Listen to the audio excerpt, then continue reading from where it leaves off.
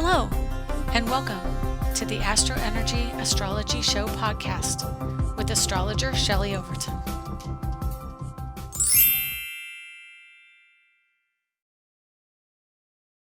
Hi, and welcome to the June 10th edition of the Energy Astrology Show with me, Shelley Overton. I'm an astrologer in Orlando, Florida. I want to welcome you this week. We are going to go over what's coming up for the week and the full moon.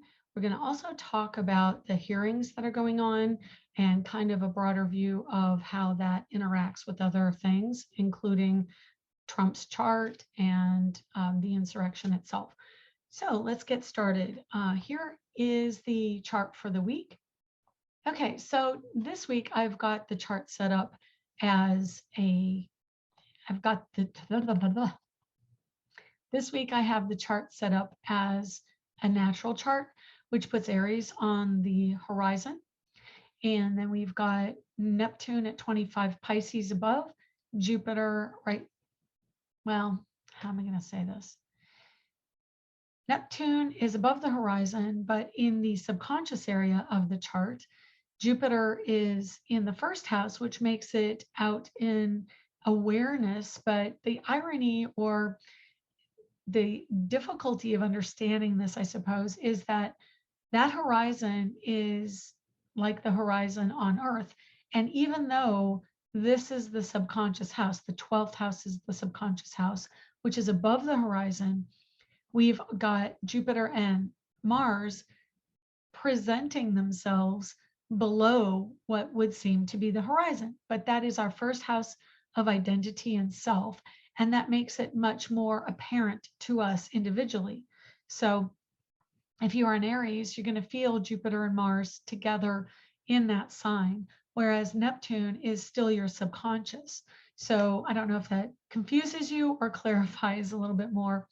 But the last house of the zodiac here is where we have things that are kind of hidden from our consciousness. So that means we have to go deeper into who we are and what we understand. We need to center ourselves a bit more to really get the information that is available to us in that 12th house. In the first house, it is very much connected to the ego and what we feel in our sense of ego, which if you're not familiar, if you haven't listened to me for a while, ego is what is connected to us when we come into this world. It is the energy of self-preservation. It can immediately make us aware of our fears, of what we are maybe not even reasonably, but what we deem to be logical sometimes. It can bring fear to us and it'll seem real, but remember FEAR, false evidence appearing real. And ego plays on that false evidence. It helps when ego gets help when all these ideas come through our heads and we immediately run it to the end of worst case scenario. So when we have the ego affected, which is when planets transit the first house, we're much more susceptible to those fears. And there are certain signs that are also susceptible, which would be Capricorn. I see Capricorn as kind of the sign of fear. It is very practical and pragmatic, and it tends to look at a literal view of things. So if things are not readily apparent in the facade, in the image of what things are, then Capricorn doesn't always see them. And so it runs with what it knows, what it sees. So it's very literal in interpretation. Aquarius can also potentially have a lot of the ego energy with fear because Capricorn becomes the 12th house to Aquarius, and that's a rising sign or the sunrise chart. And so Aquarius is the sign that represents mental health and awareness. And so when we have that Capricorn energy in the subconscious, we are thinking things through in a literal sense, but then we interpret it through our nervous system and through whether or not we feel grounded, because it's highly electrical, the energy of Aquarius.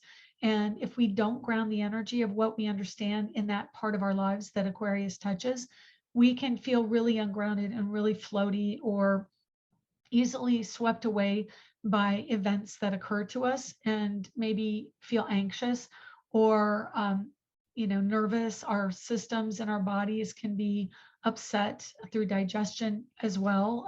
Any of the nervous system, so panic attacks or those thoughts going round and round in our brain. Each one of the signs has ego. Each one of the signs has its weakness for fear. I'm not going to get into that today. I'm just trying to give you an idea of how the natural chart kind of sets things up right now. So if you are feeling a bit nervous, wherever Aquarius is in your chart is getting hit by a square to Mercury right now, as Mercury is now direct. So Mercury and Saturn in Aquarius are 90 degrees apart. And Mercury also is thought and communication, speech and understanding, squaring Aquarian energy of the same, only, much louder volume of the same energy. So it is making us a little bit more uncomfortable in crowds, a little bit more nervous around scheduling, around practical things. And that's the Taurus energy. So we are seeing more technological issues and upset around computers and such, and as well as mental overstimulation really is seen right now. Mars in Aries drives us. It is where we look, the Mars energy is where we look for the machine behind our career. And so we have this natural ambition and assertion, all the energy that moves us forward. So it is forward thinking, forward moving. And now he's breaking away from Jupiter. So Jupiter is still at early degrees and he will be going retrograde this summer. And when he goes retrograde, not too long from now, let's just look it up real quick. Jupiter goes retrograde in July, I believe. Yeah, late July 27th. So he's got a little time before he actually slows down and goes station. But he is also in the new energy of Aries. So that means he is expanding the desire for travel, travel around self-promotion, travel around sales, travel for emergencies that may come up or arise. And Mars will, again, be that forward motion around possible emergencies that we see. Taurus has Venus, the ruling planet of Taurus, in the sign. We don't have any, oh yeah, we do. Today is Friday. We have Moon at 27 Libra, which is an inconjunct energy, and that puts Moon, as I speak, in conjunct to Mercury. So it's a very fleeting transit of inconjunct. So the morning of Friday, which we're in right now, means that we are feeling a little bit ungrounded in what we have to say, what we're thinking, how things may play out. And also home and relationships may not be what we think they are, or there may be some information that comes out in the near future. We have about 2 days before Mercury goes into Gemini. Let's just look that up real quick. So Mercury enters Gemini on Monday at 11:27 a.m. Eastern, 8:27 a.m. Pacific. And that'll mean that Mercury is in its last degrees of Taurus energy for the time being. It'll get there again probably within the next year and a half. It's about a month in each sign as a rule of thumb. So, it goes pretty close to the transit of the sun from Earth's perspective, which means that Mercury and the sun are, like, Mercury is the first planet closest to the sun. So he's always very close to where the sun is in the sky, which means he takes fairly close to the same amount of time to transit from our perspective. And so he goes through these signs of the zodiac fairly quickly, about a degree a day like the sun does. It can be a little bit slightly longer, but pretty much rule of thumb, 28 degrees. He's going to be into 0 degrees within 2 days. And of course, today's Friday. So Monday, early Monday, he moves into Gemini. And Gemini is his natural home base, which means that he is going to spill the beans. He is going to be talking up a storm. We're going to find out information that we didn't already know. Taurus is the sign of pragmatism. Also, all the earth signs are very practical. And so with Mercury in Taurus, we are, thinking about the practical side of money, our sense of value to ourselves, where we can really take action in a material sense. Growing things of a material nature, whether it be money, putting ideas into practice, growing, green things and vegetables in a garden. It rules gardening, it rules love, growing a love situation. And it is because Mercury is at the end degrees of that house of love, it can mean that our ideas around love have shifted. And as Mercury goes into Gemini, we may be able to express that we aren't feeling the same feelings. Wherever that Taurus energy falls in your chart, as Mercury goes back into Gemini, which remember he just was there, we saw some information coming out at that time. And now that person may re-emerge into our lives if someone contacted you one way or another, whether it was love or money or just reconnecting from the past. You may reconnect to that person again, and that starts Monday. Okay, so Sun in Gemini, 19 degrees. It's just about at the last 10 degrees of that sign, which put it in the Aquarius house. So Gemini is where we see multiples of something. We see multiple ideas, multiple things that we have to do, multiple expressions. And as we get Mercury also going into Gemini, accented also by the sun, the ego is really at the whim of this energy of Mercury and the sun. We are finding that our thoughts can't sit still. We go from here to there, back and forth, back and forth. And that's where we can get in a loop. Mercury just initiates energy into Gemini, meaning we are initiating a thought, an idea, or a communication. It is surrounding children, it is surrounding small animals, travel, local weather, anything that would be Gemini is also writing, lyrics, etc. Those are all triggered with Mercury going in. Postal service, delivery service, anything with wheels and transportation.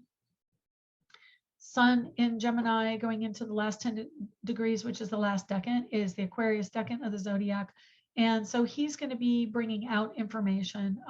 If you're wondering what the third sign, the middle decan is, that's Libra. So it goes, the first decan is the sign you're in. So Gemini, Gemini, then Gemini, Libra, and Gemini, Aquarius. And so we're going into the Gemini, Aquarius decan, which is also the ending of that transit through Gemini for the sun.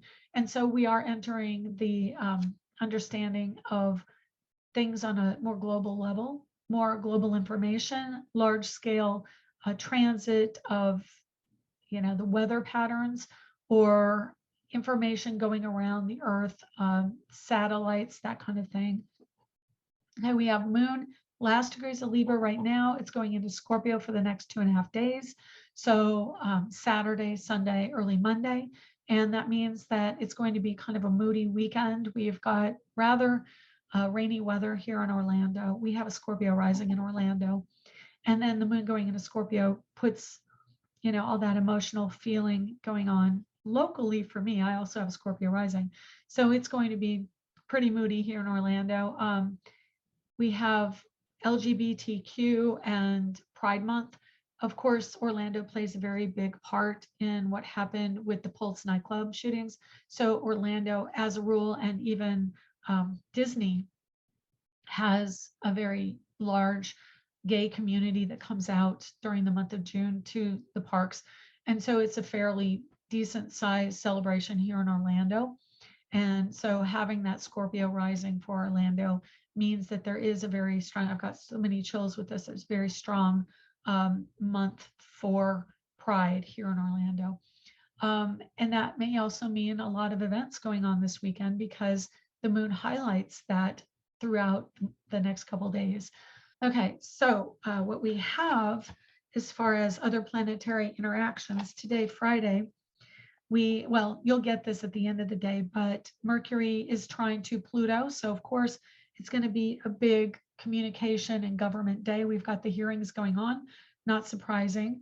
Moon going into Scorpio at 4:41 p.m. today, and then in conjunct Jupiter right away.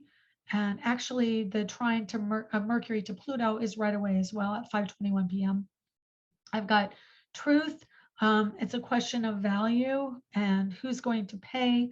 The Capricorn energy of Pluto wants it to be very literal about what the value is.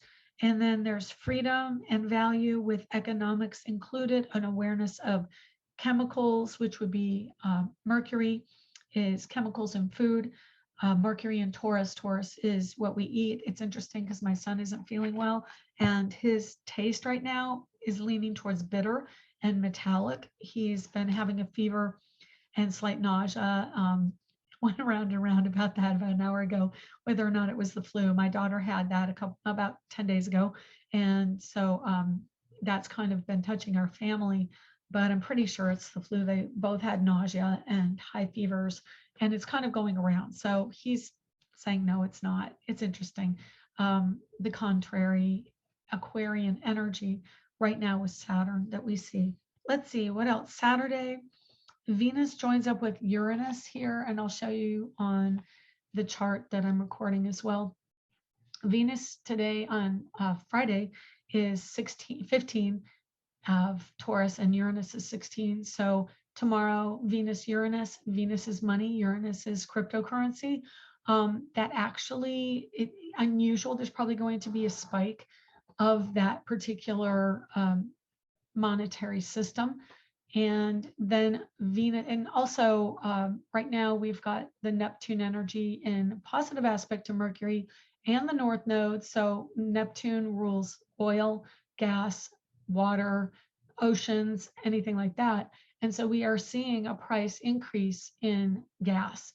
So as Venus goes over Uranus and then hits the North Node, that's also going to be a very profound trigger moment for financial currency, cryptocurrency, thinking that this is a very good weekend to invest in it. And I know a lot of you may go, well, why would I do that? It's been crashing. Yes, but once Venus gets past Uranus, there's more groundedness. She's talked to that particular medium of exchange. And then she says, okay, I understand money. Now I get what you're talking about, what you're doing. Crypto is ruled by Uranus. It is the collective. It is electronic media, electronic currency in Taurus. And then Venus rules that sign. So once she gets past understanding it on a greater level, she meets up with the North Node, which is going to say, hey, this is a major world event, major life-changing world event. And so what does that mean? It means that there's discussion over food. Food shortages. Of course, Uranus can be a detachment from emotionalism and watery energy.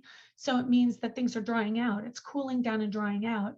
And so Venus, the desire, the need to grow things, is meeting up with the entity in the heavens that dries things out, that removes the attachment to something. So she understands that going over him, over Uranus, and then hits up with the North Node saying, we are cooling things down. We are going to dry it out. It can be droughts. It can be a world event around poisons, chemicals, toxicity, weather, major weather event, things that affect us on a global level. I would say that what's going on right now, I know there are many world events going on politically. This is a really strong time for an understanding and a coming together of the minds about where we're heading on a financial tack.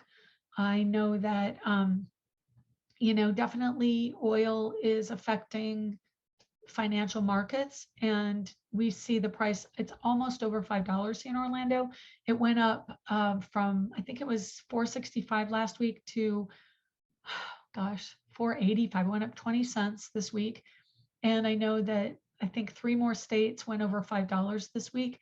So we see that growth of the cost. But at the same time, Aquarian energy is technological advances, but then we get into Gemini, and Gemini is going to be about electronic transportation. So as Uranus gets through the sign of Taurus and gets closer into Gemini, Gemini is really, when Uranus gets into Gemini, is when I really, really see electronic vehicles taking off, because that is quintessentially the indicator of that very thing. Okay, so we've still got Pluto at 28 retrograde Capricorn. He is directly trining Mercury in Taurus. Of course, Taurus can be the physical manifestation of the aggression we see in Aries, and we are going through some gun legislation. We are seeing more discussion around the restriction of gun ownership and how people go through that process. So it is kind of a more practical energy going on with that. Once Venus gets past Uranus, she is going to be really making some major changes around how she looks at the value of the expression of aggression. Taurus is where we can also see some physical abuse. The anger and the impetus is in Aries, but the physical, tangible manifestation can be expressed through Taurus. So I think that's also going to bring in some more understanding and awareness about women's point of view and what we are doing to really change things from a feminine perspective as Venus gets to North Node. And that's value of women. Okay, let me see if there's anything else. No, that's all in current sky. And then throughout the weekend and the week, we've got that Venus-Uranus conjunction. Like I said, we have an opposition of the moon in Scorpio to Uranus and Taurus, and then to Venus. So that's only going to add to the value systems and how we emotionally express ourselves. Moon in Scorpio is going to be showing us this strong axis around the North Node. It's going to highlight a major shift and change for us around war. I think that is going to affect Ukraine. I would like to think once Venus transits over Uranus and the moon also hits that opposition, then hits the North Node at 22 on Saturday. I think it's going to really be a waking up moment for war and for how we integrate war into society. So I really think that there may be a shift with the war in Ukraine and how we go about dealing with that as a collective. Sunday, we've got in conjunct of moon to sun in Gemini, and that is Scorpio Gemini. And so that's going to be, again, the moon will be in the sign Pluto rules. Pluto is in Capricorn retrograde. He's wanting us to really make that final adjustment that we need to do with his time in Capricorn. As we have this energy, inconjuncts can be a really uncomfortable transit. And the moon is home and family. Pluto in Capricorn is career. So there's this discomfort in our day-to-day lives of really understanding on an emotional level, on a deep psychological level, where we need to be to express our value in society. And it's being met with this distaste for that path. And so it means that those in authority are not liking the fact that there is a deep emotional drive to doing something different within our career. And because it's the moon, it's going to affect the family. And then it's going to be opposed by the authority. It's going to be difficult to really reconcile that energy. As we see moon in conjunct to the sun means that there is an ego discomfort around what is being presented from the depths of the mystery. So I definitely connect this to the hearings, and we'll talk about that in a minute. Okay, so Sunday is going to be mostly moon in Scorpio. She is interacting with Sun, squaring to Saturn, trining to Neptune, sextiling Pluto. So it is a strong movement forward with what we understand and what authority knows to be true. And that can be in our personal lives, it can be in global, and it can be national. The moon enters Sagittarius at 6:31 p.m. on Sunday. So we have a Sagittarius moon Monday, Tuesday when it is full. And then it goes into Capricorn late Tuesday night at 6:14, well, late in the day, 6:14 p.m. Eastern, 3:14 p.m. Pacific. And so having Monday, Mercury in Gemini at 11:27 a.m., tech issues, duplicity, social, being social, wanting to communicate, wanting to connect, even to family members or siblings, friends, social, educational, and it's also not knowing if what people are saying is true, maybe not following through. And then we have a moon in Sag trying to Mars in Aries, trying to Chiron in Aries, in conjunct to Uranus and in conjunct to Venus. So it's going to be, like I said, more difficulty around the idea of getting away and not wanting to be someplace, and yet having to deal with a drive to do something that isn't necessarily going to go the way we want it to go. Tuesday is the full moon in Sagittarius, so definitely more difficulty around travel, just from the sheer sense that it's a full moon in Sag, and a full moon in late Sag means the end of something that has to do with travel, a journey, or a growth around spirit and understanding and truth being exposed, coming out. So it is an end decant, the last 10 degrees of moon in Sag when the moon is full. So it is really a culmination of a story with other countries, with other, and that also can affect the Ukraine war. So it's going to be interesting because it's, for us, it's foreign. For them, of course, it's local. But because of the energy with Gemini, for Ukraine, local is Gemini, and the rest of the world will be Sagittarius. So the moon right there in Sagittarius is going to bring an added push, because again, Sagittarius manifests what Scorpio brings in. If you think of putting Scorpio on the first house, Sag is the second house of manifestation. So when we have the moon going through Sag, we will see a manifestation of whatever energy has come out under Scorpio. So look to the weekend to find out the theme, and then Monday, Tuesday to see how it's going to affect us in travel and growth. Okay, moon in Capricorn, 6:14 p.m. Tuesday night through Aquarius moon at 5:44 p.m. on Thursday.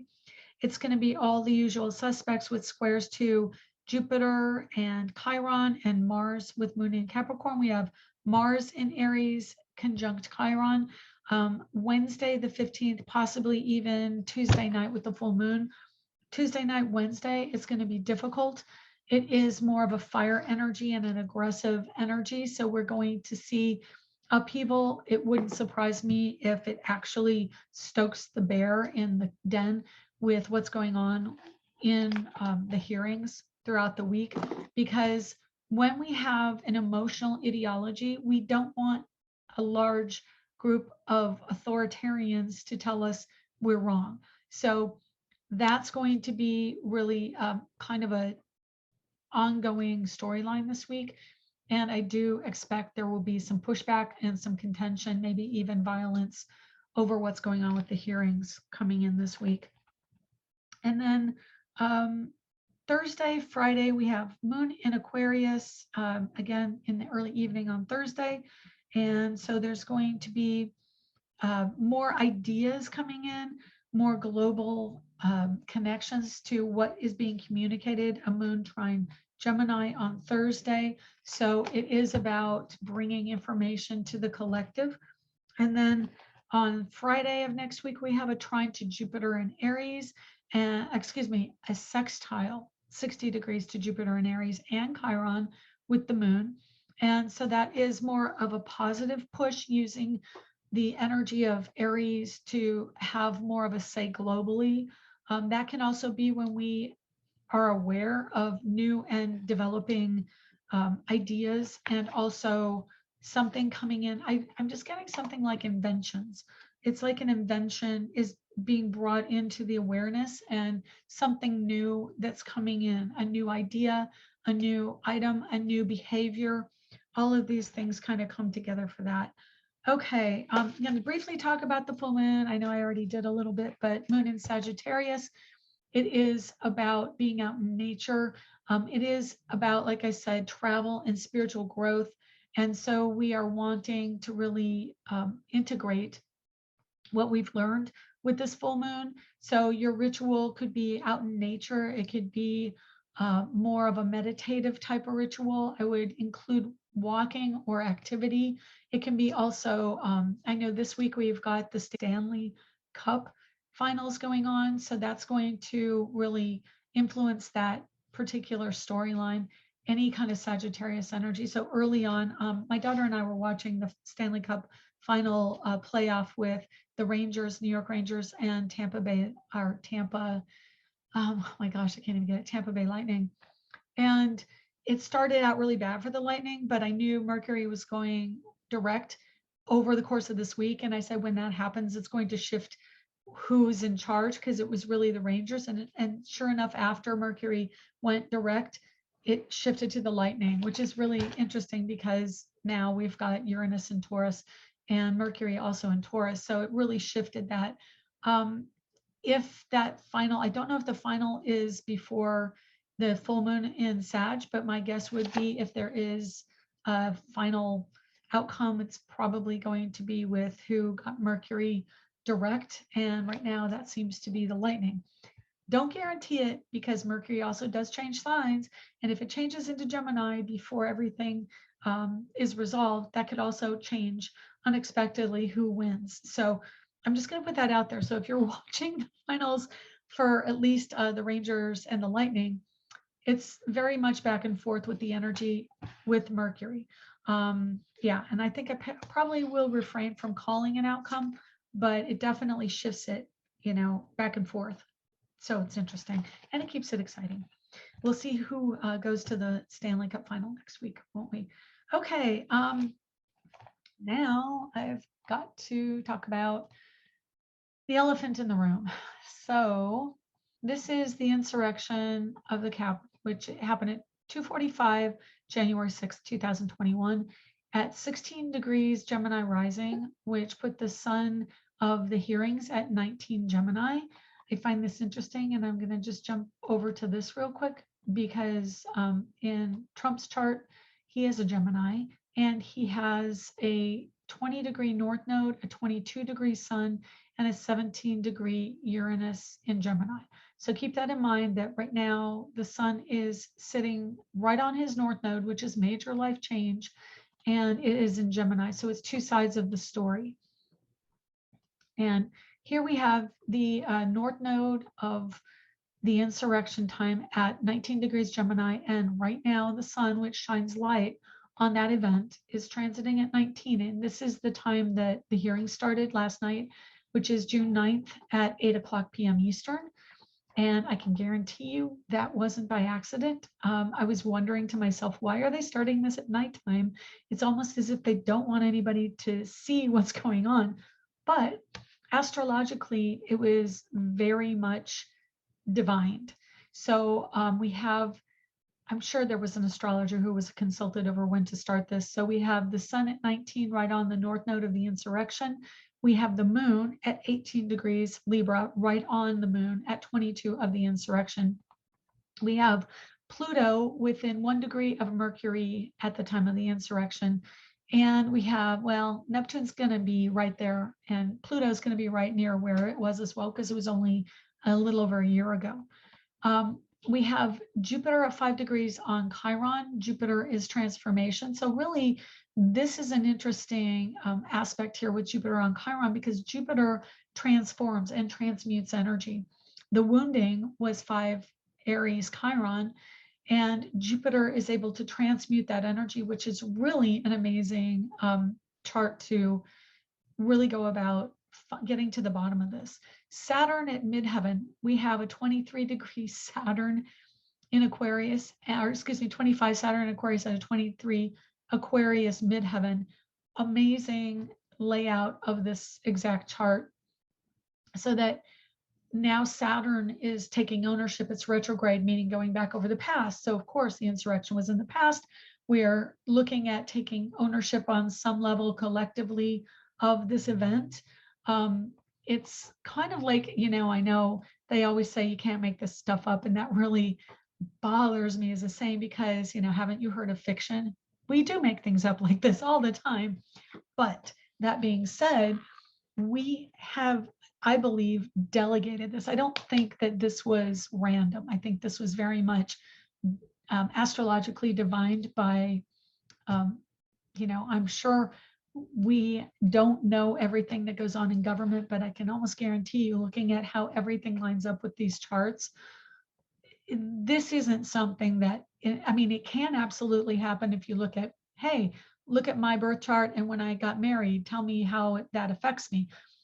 Definitely we have events come into our lives through divinely guided events without ever looking at a chart. But then you have something like this, where there are just too many hits for me to look at this and go, oh no, this was just random. This isn't random. 8:00 at night on a Thursday is not a random time. This is definitely astrologically influenced, in my opinion. And So we have Mars and Jupiter in the Aquarius house, Mars about to hit Chiron. So there is an interesting placement of Jupiter, Mars, and Chiron here. I'm going to circle it with my mouse because Jupiter joining Mars, joining Chiron is again that transformational energy around aggression. Mars joining Chiron, Mars at the time of the insurrection was 29 Aries, and now it's like we're going to see this dead on trigger of Mars with Chiron and then Jupiter hitting the Chiron in the natal chart of the insurrection. So there is very much an assertion energy, but also in the 11th house is we as a collective. You have Saturn and government up here in the 10th house dictating that it is the collective, that we have to understand this on a group and global level. Aquarius rules the human aspect of it, the global level of it, how it affects all of us as a collective. And then Jupiter, Mars, Chiron in the 11th house here transiting the chart of the insurrection, saying, no, this is about the collective aggression. This is, and so from that perspective, I would say it is very much a moment in time, the hearings that is talking about what we do with our aggression. How is it that we are looking at this aggression and this aggressive event?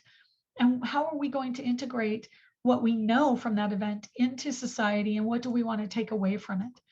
And then if you look at this chart, of course, Mars on the insurrection was right near Uranus. So there was this collective push at the time of the insurrection for this kind of tantrum, this event that really expressed itself as a very large collective tantrum.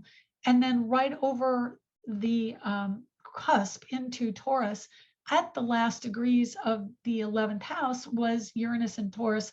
Uranus is about, again, the ruler of the 11th house, the house it's in, and the transformation in the material world. So when I look at that event, it's kind of like I look at it with disgust and awe at the same time, because it challenged our collective sense of what it means to have rulership in the country, to have rules in the country, to have a say in the country, and also what are we going to do about the rules? Are we going to enforce them? Are we going to challenge them? And while it is not an event that I look fondly on by any stretch, I understand why it happened from a larger scale, from a spiritual scale, that it had to be an event that grabbed our attention so that we may change. So in those terms, it's very transformative. Going into Uranus and Taurus, we need to transform this energy and transmute it. Jupiter going into the 11th house is awakening us to the energy of aggression, and Uranus at the end degrees here on the insurrection chart is telling us we need to do something different in the material way we express this energy. Then we move into where we are now in the sky with regards to the hearing and what's transiting collectively. Venus at 14, feminine energy in the 12th house of the subconscious. Uranus 2 degrees away in Taurus. So this is going to express a more receptive energy as opposed to a year ago when it expressed an aggressive energy, the opposite. So male versus female, aggressive versus receptive. And I don't say aggressive in a sense of accusatory tone. That's not what I'm saying. I'm saying masculine energy. Mars at 29 Aries is very much, we're concentratedly pushing that masculine force to a final burst before it goes below the horizon, so to speak, the green flash before it goes below the horizon. And then on the other side, we have Venus. Okay, look at this. Mars is 7 degrees away from Uranus a year ago. Venus is 2 degrees away from Uranus now.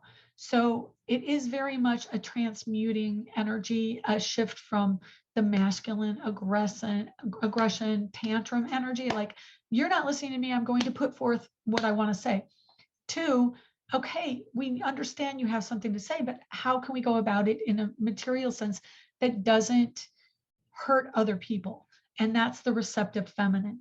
So then not only do we have Venus next to Uranus in the 12th house of the collective subconscious, we have it within 6 degrees of North Node. And so the North Node at that time, or excuse me, at this time, is right there waiting for Venus to transit Uranus, waiting for Venus to get on top of 22 degrees. So that is real world material change, tangible goods, tangible change, followed up by Mercury direct now, last degrees of Taurus.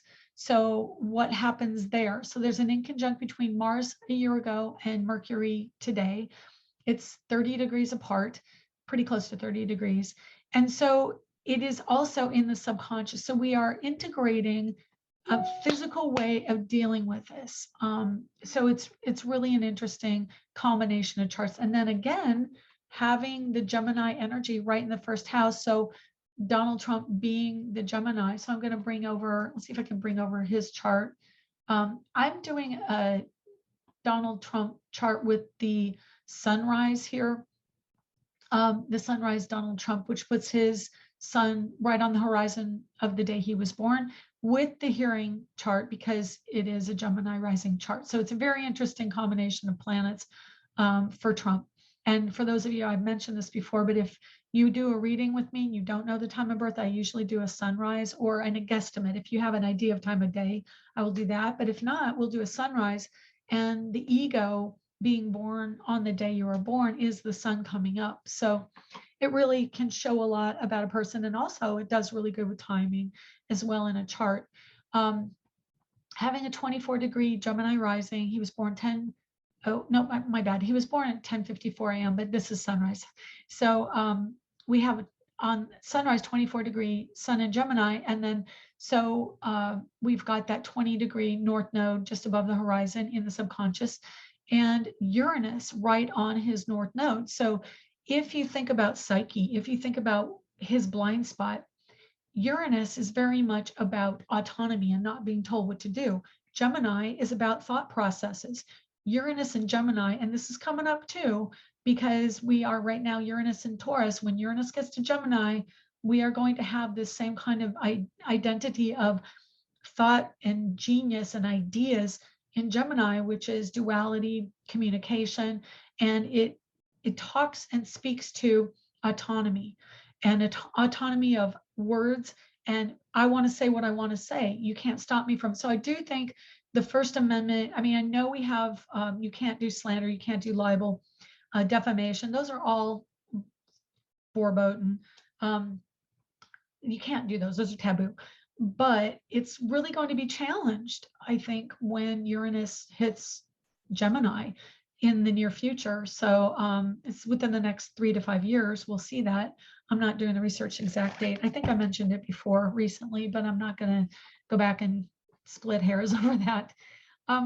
So we've got that Uranus in the subconscious, and then he's got Uranus in Gemini. So he has that approaching Uranian influence. And currently with Taurus, it's, the hearings are really going into his subconscious and really starting to work on his psyche about, like, am I really thinking what I thought what I did then? Is it really a good choice in the real material world? And at the same time, Uranus in the 12th house of anybody is going to make you really not want to listen to anyone else's voice. And it's going to help you focus on your own inner voice, which is also part of why Trump listens to himself and no one else, is because he has Uranus in the 12th in this sunrise chart. Ego-wise, ego on the horizon, ego being birthed into the world. Uranus is like, nobody's going to tell me what to do. I don't care. And the detachment comes with Uranus in an air sign. There's definitely, we're up in our heads. We're not in our hearts. We're not in our emotions. And then he also has Saturn, which is a restrictive energy in Cancer, right next to Venus, which is the desire of women. So he has a restrictive, or basically a blind spot based on Saturn. It's like you don't give any energy to traditional views of whatever sign Saturn's in. You have a restriction in your life. So there was some kind of life restriction around women. It could be a sister, it could be a feminine energy around his mother. The Saturn is the authoritarian or the boss, right on Venus, is just really pulling him back from having any kind of understanding, while at the same time, I think he would probably think he expresses himself in a way that is more sensitive, like a woman would. I think he probably would see himself that way, and a connection to women, while from the outside you might see more misogyny in his behavior. From his perspective, I'm sure he thinks that he loves women. Um, and then you have Saturn up in his ninth house. So this is a learning lesson. Vesta at his midheaven, almost to the exact degree of the sunrise chart right now transiting. And Vesta is the energy that points a finger and says, you have to do this. This is not negotiable. This is the task that must be done. And for him, it's in the subconscious, it's in Pisces. So it really flows to how he connects to the collective emotionally, how it is a lesson that expresses just over the cusp. This is the lesson, the learning growth curve, the spiritual growth of the ninth house. And then it transmutes over the cusp into Pisces at 0 degrees, which puts it at a lesson around being taken to task, which is Vesta. And so you've got this feminine energy. And I watched a bit of the hearing that was on last night, and Liz Cheney was the one who was talking about all of it. And she is the feminine figurehead in the Republican Party. Not figurehead for most Republicans, probably, because she's pretty much ostracized from the party as a whole. But she is the feminine representation of the groundedness and female point of view, integrating all of what's going on. So I would say she definitely represents this Vesta energy right here. And then you have Neptune at 25. So again, ending degrees. I will personally say I do think that there is an influence going on with gas prices and the whole gas storyline from Trump. I know that he has a tremendous amount of pull in that vein, and it wouldn't surprise me one bit if he's got some kind of shadow thing going on over in Mar-a-Lago, influencing some more oil prices. I mean, I know that sounds probably on the surface like what, but I know that personality doesn't stop because he's not in the White House. Once you have that power is seen as his. That's why he challenged going out of office, is because he's got that conjunction of Uranus, North Node, Sun in his chart. Like, he is like a classic narcissist. And then anyway, so we'll put that away. The ascendant of the insurrection is actually Sagittarius, and there is a full moon coming up. Think about that also, which is just one more reason why I think they chose to begin this when they did. Next week is a full moon at 24 degrees of Sagittarius. Currently, it's in Libra, which is balancing the scales, then goes into Scorpio, bringing out the hidden, which will be over the course of the weekend and Monday. And then you have moon full at 24 Sagittarius right before the 27-degree Venus in Sagittarius. So the moon is an indicator of a culmination of a story, and it's right there just past the South Node. So it's kind of like a karmic, the word I got was comeuppance. It's a karmic comeuppance, having the moon full right between the South Node and Venus. So that Venus is the desire on the inner circle of this chart. It is about the insurrection. The external wheel is the hearing, and the full moon will be within 3 degrees of Venus. So it's going to be a really interesting outcome. I think that definitely having the full moon right on the South Node of this is going to, and again, it's the ascendant, so that will all be in the first house. So all of the karmic motivation, all of the karmic lessons are coming out into the public eye through this exact event. And that's pretty much what's happening over the course of the next 4 or 5 days of hearings. So, it's kind of a divinely and astrologically guided event. I will be watching it very closely and seeing what goes on in society, because I think it's not going to be very fun for a lot of people. I know Fox News isn't even covering this, and that says a lot. So anyway, that is what I have for you this week, and let me know what your thoughts are. I'm not scared. I don't mind if you have an opinion. You know it, that's what we do. Okay, that's all for this week. Thank you very much for joining me. Yeah, take care. See you next week. Hey, this is Shelley. I wanted to give you a heads up that there are a lot of new art prints at shelleyoverton.com. So go over there and check them out. SHELLEYOVERTON.com. Thanks. Hi, this is Shelley. Thank you for joining us this week. To contact me for a private reading, go to angeliczodiac.com under the Readings tab. Background music was provided by Kevin MacLeod at incompetech.com. To purchase my ebook, Learn Astrology, you can find it at angeliczodiac.com, including discounts. Be sure to check back next week and subscribe through iTunes at Astro Energy Astrology Show.